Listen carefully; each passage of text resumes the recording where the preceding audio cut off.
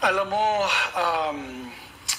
Alex and Ali, nung January pa lang, nung kinontra po natin yung People's Initiative, naramdaman ko po na parang mga kaalyado natin, mga kasama natin ay medyo hindi na ganun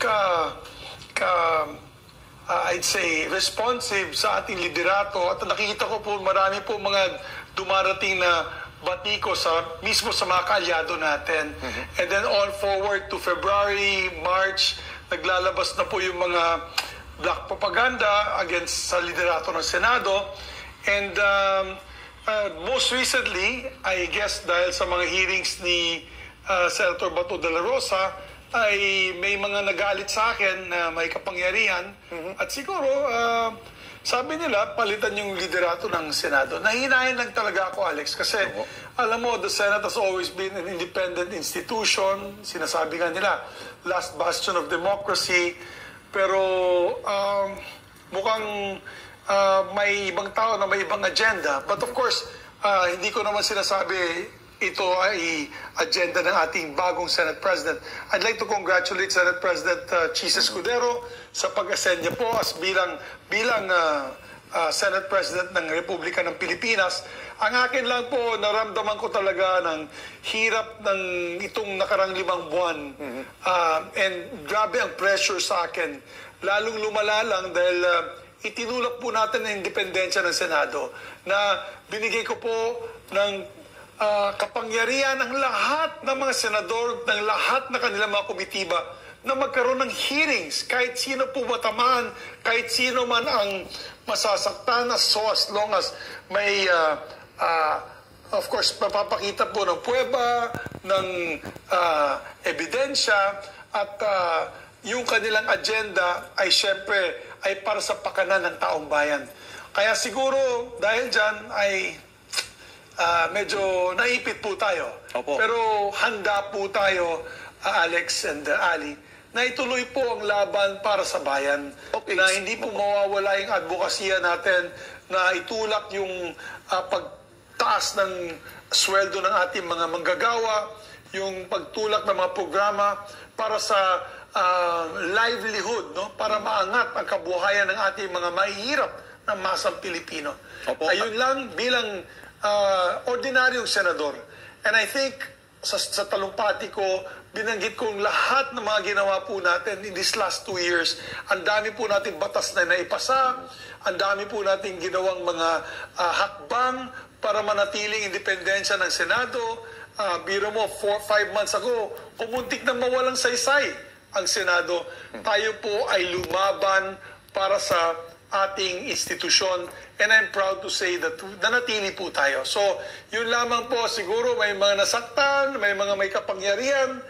Obviously, mas malakas sa akin na hindi na po natin, wala na po tayong magagawa at this point in time. I respect the decision of my colleagues, and I congratulate Senate President Chis Escudero, and I hope he does a good job. I hope he does a good job at yung mga naiwan po yung mga bagong liderato ng Senado, I hope they do a good job for the country. Opo, Senator, total nabanggit na ho ninyo na meron pa mas makapangyarihan po ang may kagagawan ho nito. Gusto siguro malaman ho ng taong bayan na not only within your halls of ng Kongreso ang may kagagawan ho nitong pag-resign ho ninyo, pwede ba ho ninyo mabanggit sa taong bayan? Sino ba ho sinasabi ho ninyo makapangyarihan? Hindi ko na siguro babanggitin yun, Alex. Siguro, alam mo, gusto ko lang katahimikan na yun. Pahinga muna kasama ng aking pamilya. Alam mo, nagugulat lang ako dahil yung mga nagbibigay suporta sa akin nung Sabado lamang ay biglang bumaliktad. Hindi ko po alam bakit. Medyo nakakalungkot. Sabi ko nga kanina sa aking speech, heartbroken po ako. Mahirap na magsalita, Alex, pero sa totoo lang, of course, ganyan ang politika, wala po tayong magagawa. Sabihin mo na, nagaling kay Kuting at Lisa Smugs. They had the numbers. Pinaparesign ka yata. So ako po yung nagbigay na lang ng aking privilege speech sa pag-resign bilang senador. Sino pang makapangyarihan, di ang ahas. And of course, babantayan natin na tuloy-tuloy po ang mga traditions at rules ng Senado. Hindi po ako papayag na hihina ang Senado bilang isang institusyon na tinatawag po natin last bastion of democracy.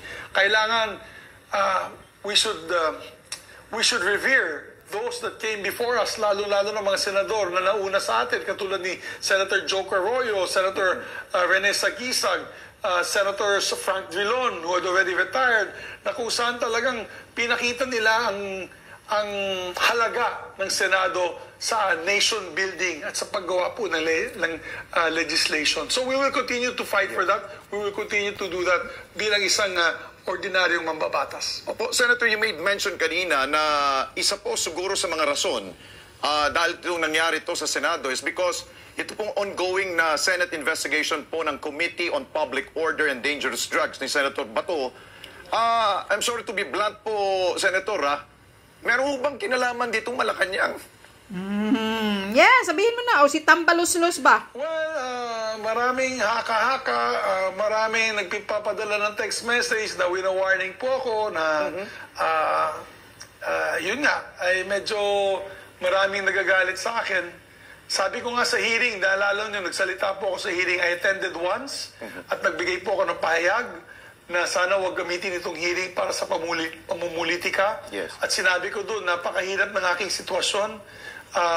Yung dalawang panig kung saan po tayo membro ng unit team, yung isang panig galit sa akin dahil sa mga ginawa ko ding hakbang laban sa kanilang mga alyado.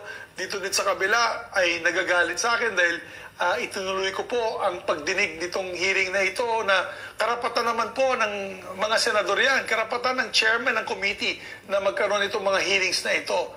So, talagang nakakalungkot. Kung totoo po yung mga haka-haka nila, nakakalungkot. And of course, I don't have direct knowledge, but syempre, pag ganitong klaseng influensya na nakikita po natin na mga sumusuporta natin ay biglang bumabaliktad, medyo mabigat din. Mabigat din. Pero okay lang po. Ano naman tayo, cool tayo, sport naman tayo. Matagal na ako sa politika since 1998. Kaya okay na rin sa akin na gawin ko na lang aking tungkulin bilang isang ordinaryong mambabatas. At mas maganda po yan, hindi po tayo under pressure na dapat sunod-sunurin tayo sa mga utos ng mga ibang tao. Mas maganda po sigurong ganyang klaseng tungkulin sa ating mga darating na mga buwan at taon bilang isang senador.